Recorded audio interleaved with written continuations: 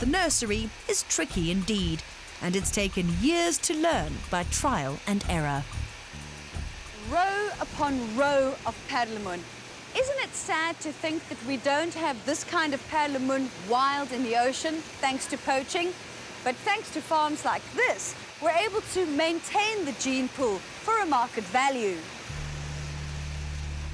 Abalone, or perlemoen, which comes from the Dutch word parlemoer, meaning mother of pearl, is a large marine snail with a shell length of up to 23 centimeters.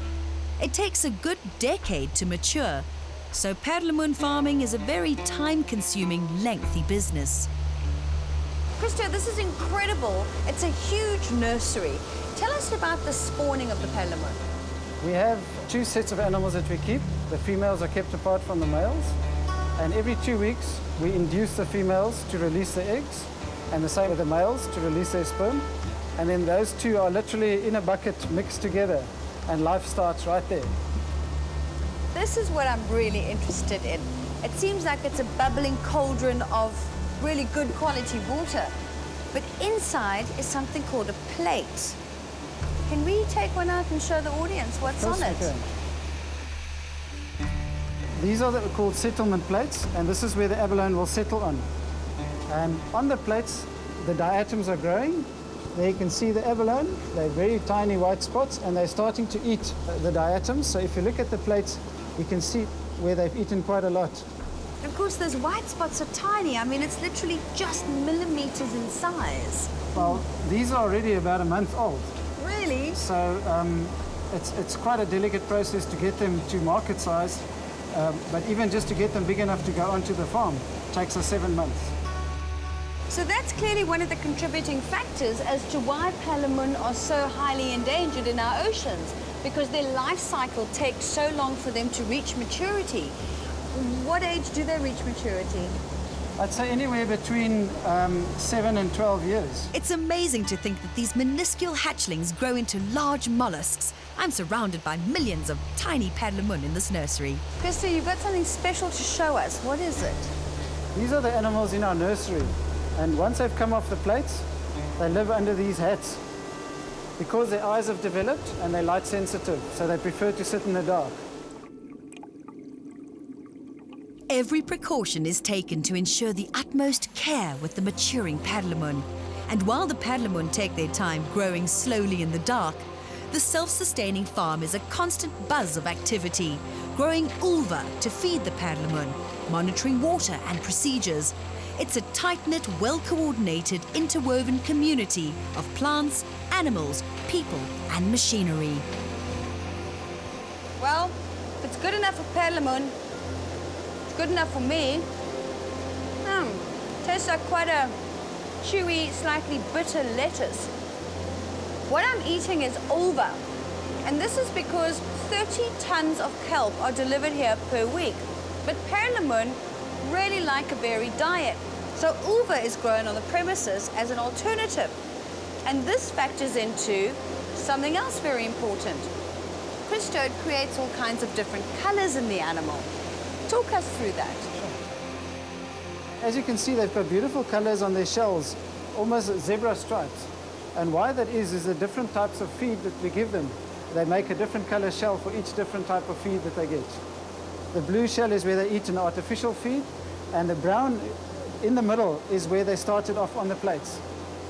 So you change their diet, what, on a weekly basis? We try and feed as many different seaweeds at the same time as we can, because then at least they've got choice. They can eat what they want, the same with people. Because what you find, especially in the baskets, they bully each other. That's why we also sort them every 4 months, so that they can get a fresh start in a new basket with new animals, so they can jockey for position again. That's amazing. It's amazing that the sense of survival, the desire for survival, is so prevalent even in an animal with no brain. Yes. Sadly, human greed overshadows all the excellent work that Abergold is doing. Now that some people have depleted the sea of its resources, and particularly perlemoen, which is so highly prized overseas, they're now turning their attention to the abalone farms, making the need for tight security a high priority. Every possible precaution is taken to prevent the theft of the farm's precious commodity, years of painstaking labour and baby paddlemon growth. Cultivating paddlemon is no easy task. It's a highly complex process and by all accounts, highly technological. I'm learning that paddlemon farming is a science, an accurate science. Yes, it's based on technology that we've been developing together with other farmers for the last 23 years. And just learning how to spawn the abalone took 4 years in itself. If it weren't for farms such as this, paddlemon could become extinct. So we're saving a gene pool. Yes, with harvesting and of course lately poaching, the wild stocks have been severely depleted in the ocean, and we are glad that we can help satisfy the market demand in the Far East for the product. But paddlemon farming, while a delicate and exacting process, is not only about technology and science, it's also about people.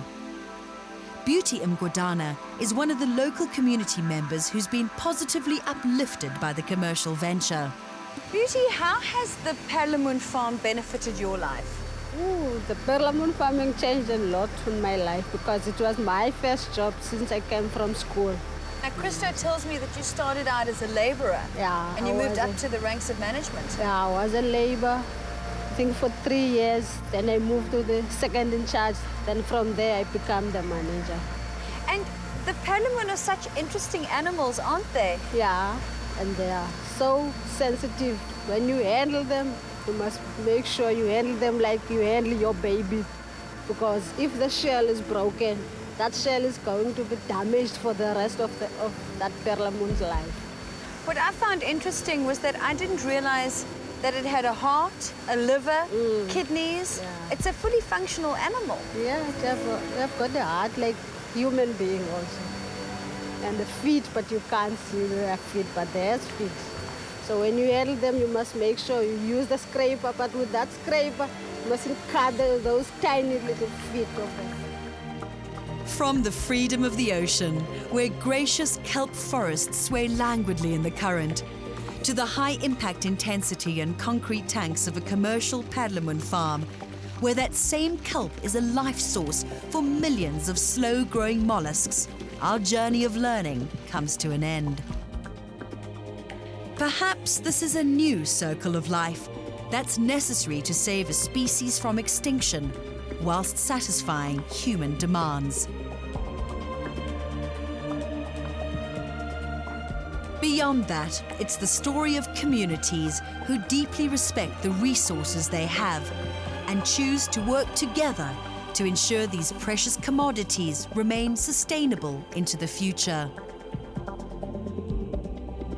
All that we've seen are the positive spin-offs of the humble kelp seaweed, truly benefiting its title as the yellow gold of the ocean. I've learnt so much about these paddlemon and have really come to appreciate them. I can't believe that the paddlemon I'm holding is 7 years of hard work. Digital technology provided by Sony South Africa. Production vehicles supplied by Mitsubishi. A true nature's child. She's gonna find the groove. Keep it wild. Keep it free. This gonna be